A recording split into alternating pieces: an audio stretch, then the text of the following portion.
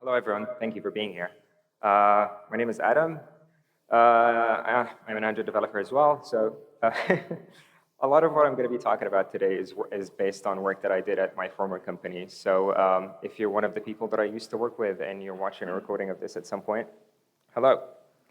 I don't expect you to be a Gradle expert to walk out of this with something that you can apply to your code base. We're going to actually go through a brief introduction to Gradle, so we're all on the same page as soon as we get started on the actual tips that you can use.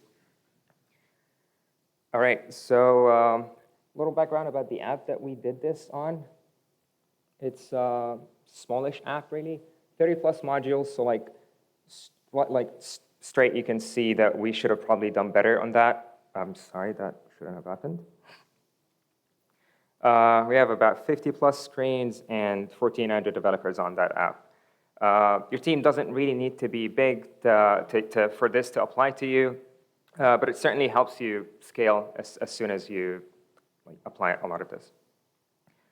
What we're going to be talking about today is, like I said, a brief intro to Gradle, some things that we just need to understand to move forward, the state of our build setup when we started doing this, some easy wins that you can do on your code base, and some general advice and best practices for your build scripts.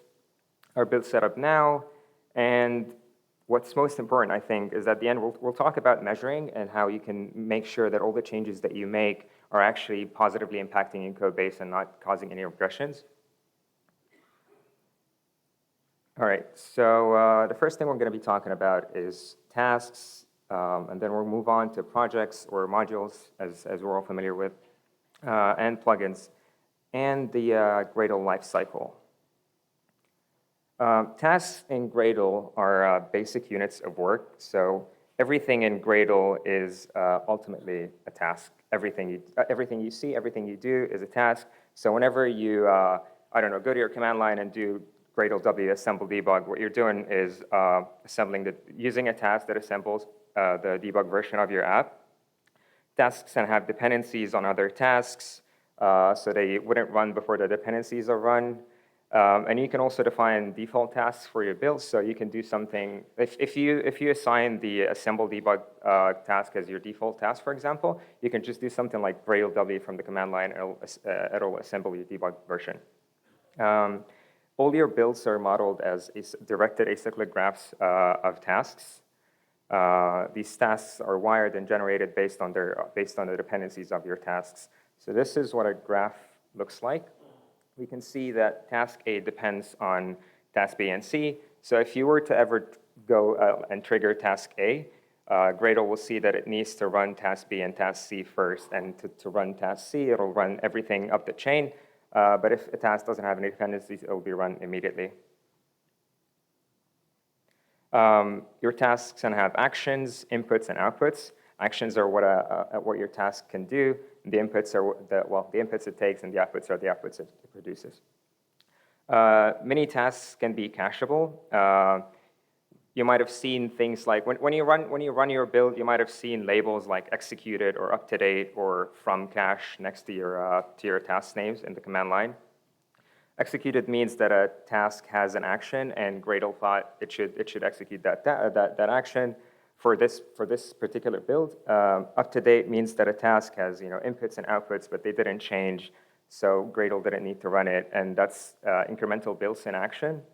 From cache means that your task it was run before, and the outputs were stored in cache, so Gradle just pulled them out and didn't need to rerun it again. There's also skipped and no source. Both of them kind of mean the same thing. Gradle didn't run it, but for different reasons. This is how we'd go about defining a task in your build.gradle file if you were to do that. You might have seen a lot of examples online that use tasks.create. You shouldn't do that because that's an eager API. We'll talk about this soon, but this is the proper way to define a task in your build.gradle file. And if you wanted to write your task as code, I think this is more understandable. But more importantly, it allows you to actually say that your task is cacheable. So you can do this with the @cacheable task annotation right there. This is how you define your inputs. Inputs can be any different, like a lot of different types. They can be strings or directories or files. They can be iterables and a few more options as well. This is how you define your outputs. Outputs can be the same types as your inputs, except for strings and class paths. And this is where your work will actually happen. So you define a task action, and this is where you do the things that you want to do with your task. And then we'll talk about, projects and modules. So all Gradle builds are made up of one or more projects. Remember how we said everything in Gradle is a task? Well, everything is also a project. So work that Gradle can do on any project is defined by one or more tasks within that project.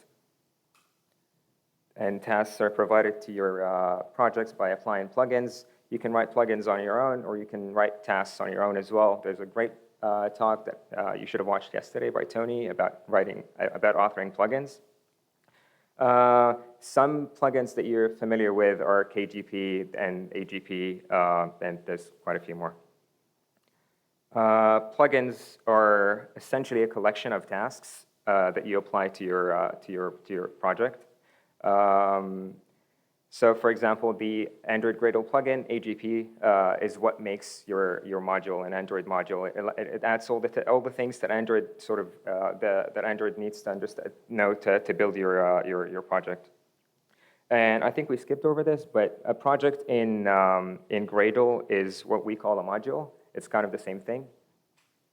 Plugins are used for configuring your projects via the tasks that they have within them. They're great for encapsulating repetitive logic. So if you've got something that you do all the time, it's a great place to start. Where you add these tasks to a plugin, and you can apply them to your modules. A famous plugin, like I said, is the Android Gradle plugin. So this is when you add this to your build.gradle file, what you're doing is adding the AGP. All right. The Gradle lifecycle is a lot easier than the Android lifecycle that we're used to. It just has 3 phases. The first phase is the initialization phase. During this phase, Gradle determines which projects are going to take part of this in this build, and it creates a project instance for each one of them. The settings file is also executed during this phase. The setting file, you might be familiar with your settings file. It's the settings.gradle file. Most people use that to sort of apply project-wide definitions. You add your class, you can add project-wide plugins there, and they'll be available for everything. A multi-module project needs to have a settings file, because it's where you actually define your different modules, and that's how Gradle knows how to aggregate them together. The second phase is the configuration phase. Like the name suggests, this is where your project objects are configured. All your build scripts that are part of this particular build are evaluated, which means downloading your dependencies, downloading the plugins that you added to your build scripts. So this takes a lot of time, and this is where we're going to be focusing on. This is where you need to spend as little time as possible. By default, the configuration of all projects happens before any task is executed. So whenever you execute any task, Gradle will try to configure all the projects in all the modules in your project. It's kind of, that sounds excessive, but it's kind of good for Gradle because it allows you to access all your projects at any point in time. And then we've got the execution phase of the life cycle. This is where Gradle actually executes all the work that needs to be done that was configured before. All right, the state of our build setup. So this is what we started with. Our build times were taken about 14 minutes on average for incremental builds, for our local builds. We had a lot of code duplication. So one thing that we had is whenever people wanted to create new modules, they'd go into the modules that were created before, and they'd just copy their build.gradle files and paste them elsewhere. This wasn't great because it meant that, for example, if we had a module that needed to be I don't know, a pure Kotlin or pure Java module, and people just copied AGP, that kind of invalidated that. So now you got plugins that you don't need, they're adding time to your configuration phase. Plugins are really expensive. So for example, capped, KAPT, even if you're not actually using it in a module and you're just applying it, it adds time to your configuration phase. All plugins are just expensive, so be very judicious about adding them. We also had work that was done repetitively and needlessly. If we had a task that was downloading something from the internet for a module because that module needed it, we actually had people copying that code, and that task would download that same thing all over again every single time for every module that was configured. That's not great. A lot of outdated tooling dependencies. We're going to be talking about this, but one thing that I should mention here is you should always try to update your tools. Tooling developers are just like you. They want you to use their newest versions of their tools just as much as you want people to use the latest versions of your app. They come with performance improvements and bug fixes, as we like to say. And yeah, plugins were applied needlessly everywhere, like I said. And we always created tasks eagerly. We did a lot of our work eagerly in general, and that's something that you shouldn't do, and we'll talk about that as well. All right, so some easy wins. A lot of these are one-liners that you can apply today, and they'll be good for your code base mostly. File system watching. This is actually enabled by default as of Gradle 7. So that comes back to the point of updating your tools. Always try to be up to date there. But what does it do anyway? So in order for Gradle to sort of know what tasks it needs to execute, it needs to check if the inputs and outputs of every task have been changed. And if they've been changed, it re-executes them. And the way that it sort of understands this is the Gradle daemon stores information about all your tasks in memory.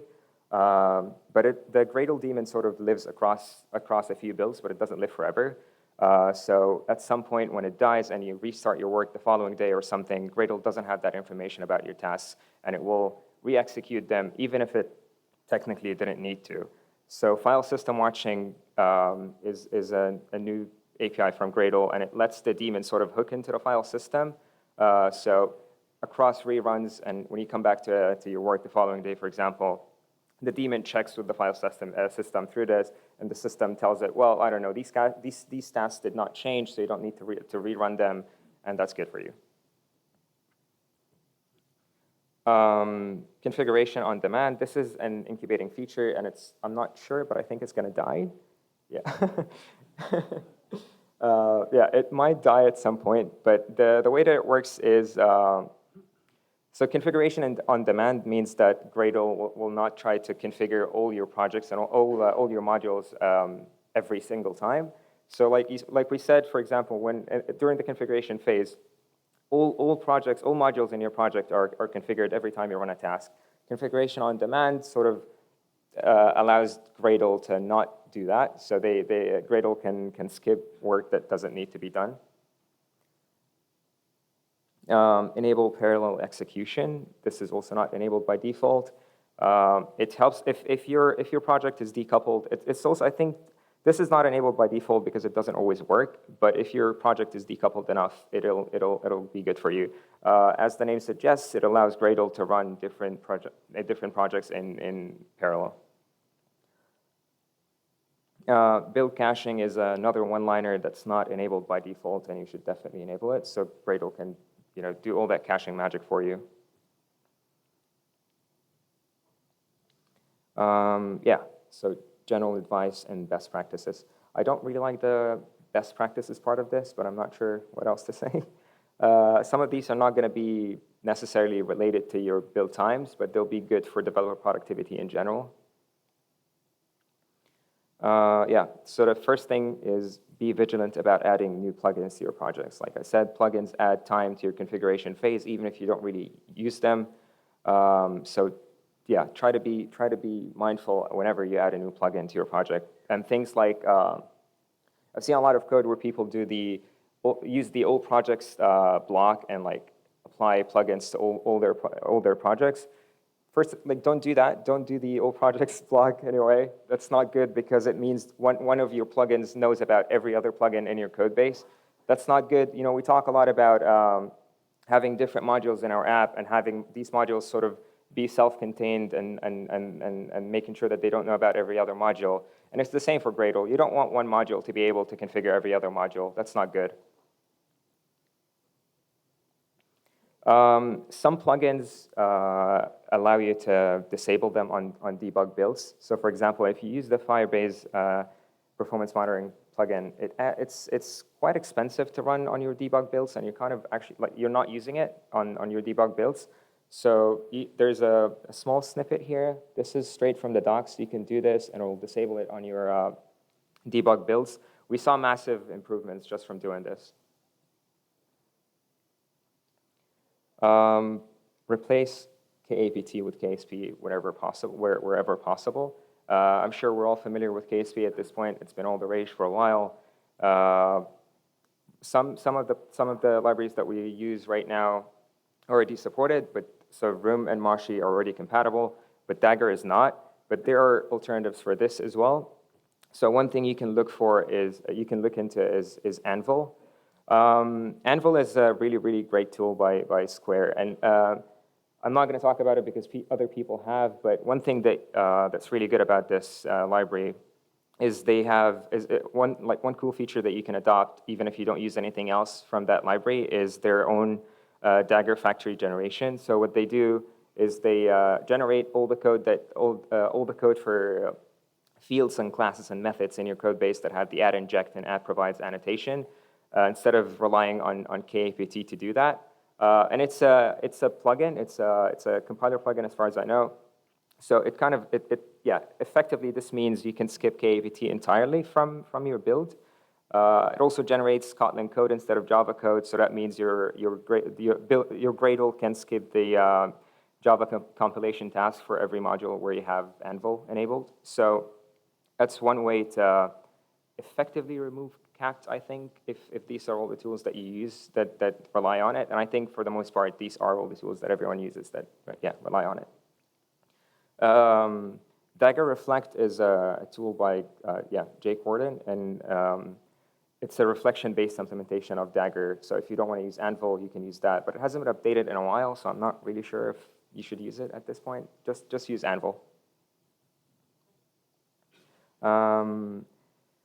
Modularize. Of course, like I said in the beginning, we only started with about 30 plus modules.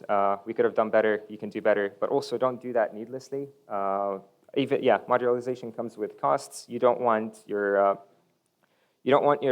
graph to be so deep that for every change you make in a module, it ripples throughout all your code base. So also be mindful when you do that. One of the things that you need to think about, for example, is not every module needs to be an Android module. The AGP plugin is expensive. If you don't need it, if you have a module that's only for, I don't know, your data classes, your modules, or it's only for analytics or whatever, try to have as many of these as possible, honestly. Try to make a lot of your modules not dependent on Android as much as you can. Favor implementation configurations over API configuration for adding dependencies. The way this works is when you use implementation to add a dependency to your project, it's added to your project, but it's not added to the class path of your project, so it's not exposed to dependencies on your project. So if you have a base module somewhere, and I don't know, if you have a network module, for example, and it uses retrofit, because everyone uses retrofit. If you add retrofit as an API implementation and you change, and retrofit gets updated at some point, and so your module that depends on it will get recompiled, but every module that depends on it, if you're using API, will get recompiled as well. But if you're using implementation, that's not going to happen because it's contained within that module. So this is good because it means that Gradle can skip configuring a lot of your modules if you're judicious about how you expose dependencies on their class path. Everything gets added to your class path, so yeah, lots of problems come from that. Yeah, do as little as computation as possible during the configuration phase. This means you should favor lazy APIs when doing only Gradle work. So for example, if you're creating a task, don't do tasks.create. That's an eager API, and it should be deprecated at some point, hopefully. Yeah, don't do that. Use lazy APIs. I think there will be a link somewhere here to a page on the Gradle docs where it has all the lazy APIs and their better alternatives. The eager APIs and their eager alternatives. Yeah, favor writing your own custom tasks over scripts. They're a lot more readable, and they are more like you can more easily say that they're cacheable because you just add the add cacheable task annotation to them, and that signals to Gradle that it can cache the work from that task. But also, not all tasks can be cacheable. Some tasks are just really easy to rerun. They're not expensive. So tasks that do I/O work, like copying, jarring, or zipping, you don't really need to cache those. It's often faster to just rerun them on modern devices. Non-stable inputs can make cache hits difficult. So what that means is if your task takes inputs like a GitHub SHA or a commit ID or something, that makes it extremely difficult to cache that because these things change. So don't try to cache it because it's kind of needless. Unnecessary, sorry. And yeah, prefer lazy APIs over eager ones. So this is an example that I've mentioned before, using tasks.register to create your task instead of tasks.create. The difference between this is the task on the right is going to add 2 seconds to your configuration time, to your configuration phase. And that will happen every single time you configure a project. It'll be run and it'll add 2 seconds to your build time in general. Whereas if you register it, Gradle understands that it doesn't need to configure this task immediately unless you actually call it by name, and that's where those 2 seconds will happen.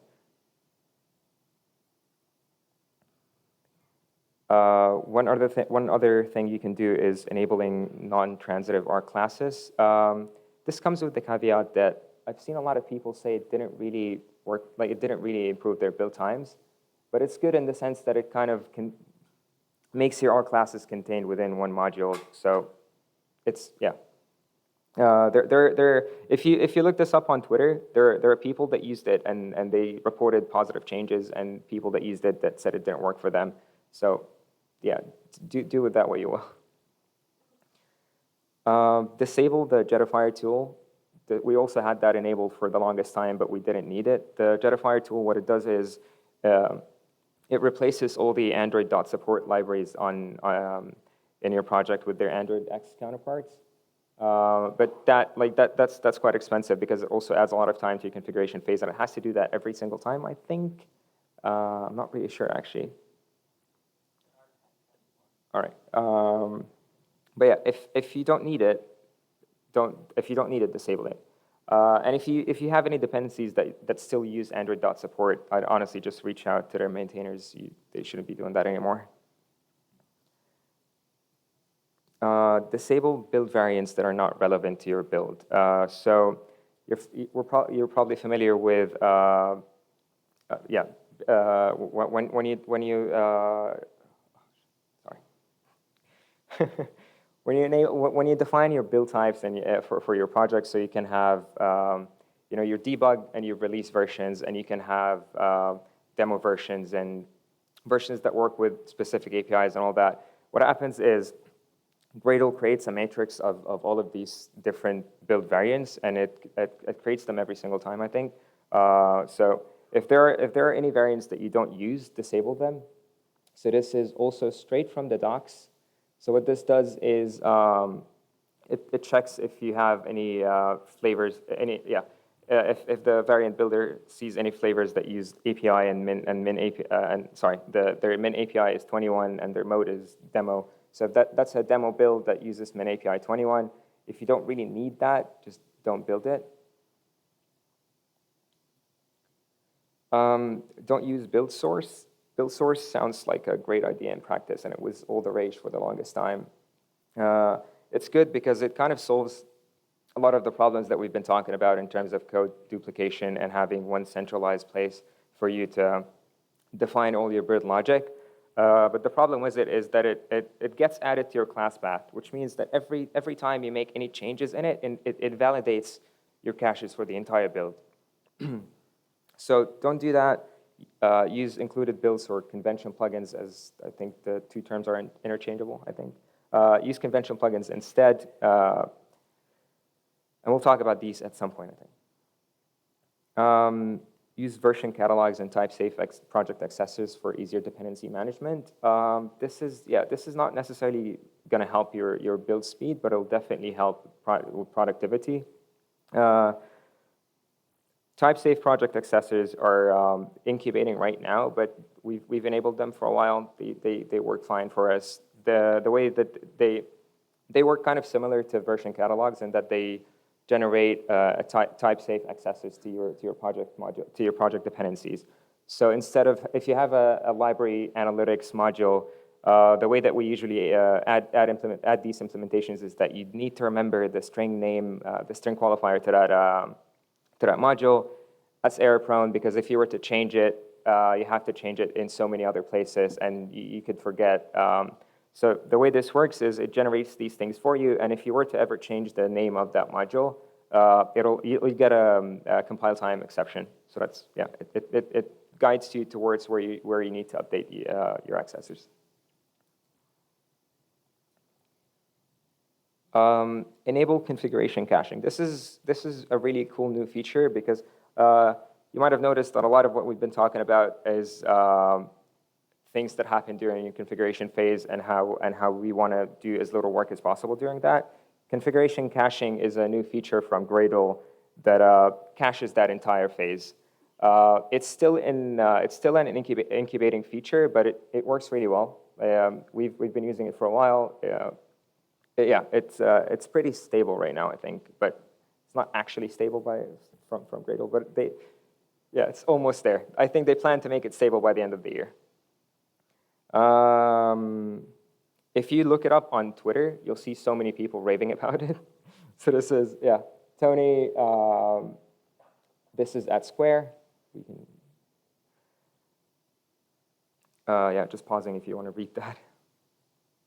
And this is Zach from Slack, also enabled it, and that's what they saw.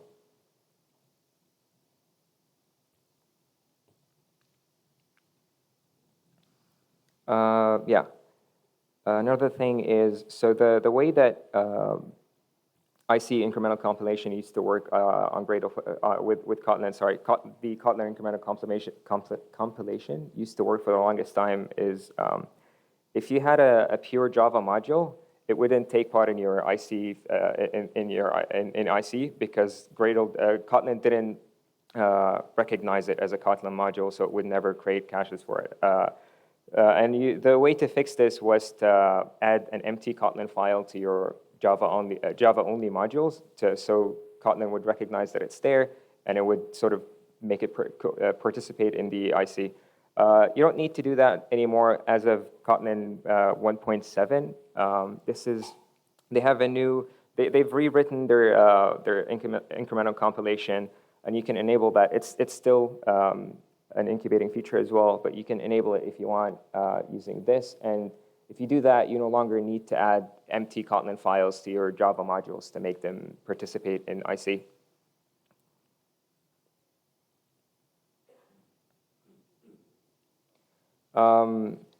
Disable build config generations for modules that don't need it. This is enabled by default. So the build config file is a Java object that has descriptors for your project, like your main API, the project name, whether it's a debug version or not. That's what most people use it for the most part. But it's expensive to generate for all your modules, and if you don't need it, just disable it. And you can opt into generating it for specific modules that need it. So your app module, for example, if you need it there to check if you're on a debug version or not, you can opt into that for that specific module that needs it.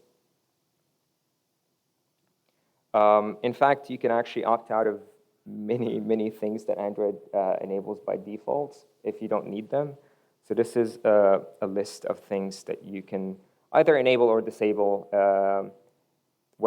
based on your needs. If you don't use them, just disable all these build features. All right, so onto our build setup now. After doing a lot of these things, we went down from 14 minutes for incremental changes down to about 2 minutes. And once we switched to M1 MacBooks, we actually, that was slashed by 50%. So maybe don't do any of that and just buy M1 MacBooks for everyone.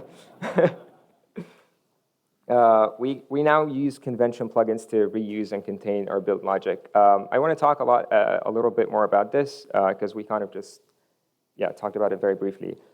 Convention plugins are in the same way that we think about creating modules in our build to contain logic that we can reuse everywhere.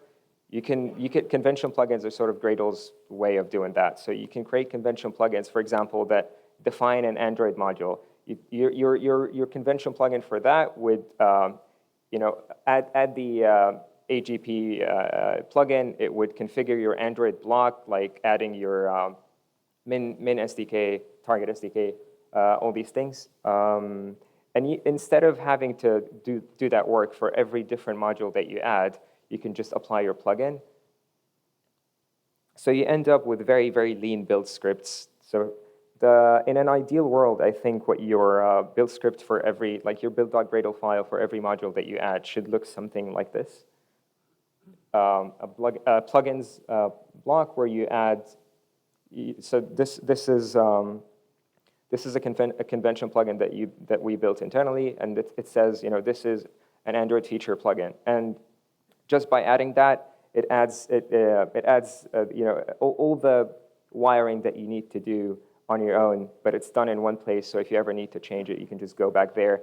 And it means that feature teams, feature developers, they don't really need to worry about this. They don't need to copy and paste it. They don't need to repeat any code that they are afraid of or they don't understand. So you'd have your plugins and some convention that you need to apply. So namespaces are, it's just literally the package name of that module and the dependencies that this specific module needs. I think this is ideally what every build.gradle file should look like in your feature modules. I want to just briefly talk about measuring. One thing that I did is when I started doing this work, I didn't measure anything initially, and at some point the build times were reduced by like 6 minutes, and I had no idea what I did. So don't do that. Measure from the start, because you want to understand. You want to have preferably historical data to understand whether your changes are, reducing your build times or making them worse.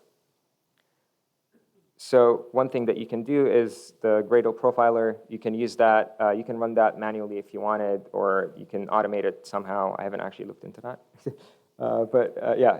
We ran the Gradle profiler a lot to sort of, so after every change, I ran that to see whether my changes, made positive or negative impacts. You can use Gradle Enterprise. Gradle Enterprise gives you these really, really nice build scans that tell you a lot of information about your builds. So it tells you what tests are taking too long. If your tests are flaky, it tells you, it's just an awesome tool. If you've ever used --scan, that's what it produces. So yeah, look into that. But one other thing you can do is you can kind of write a poor man's build life cycle listener. This is not great. And I think it uses, what we did uses internal APIs that, we shouldn't have done, but because we couldn't get a Gradle Enterprise at my company, that's kind of what we did internally. So this is a very small sample of that. So you add a build life cycle listener. It gets notified when your build finishes, and you can do anything with that result. And you add it as a plugin to your project. And I'm actually I've ran really, really early. I thought this would take longer. But yeah, thank you.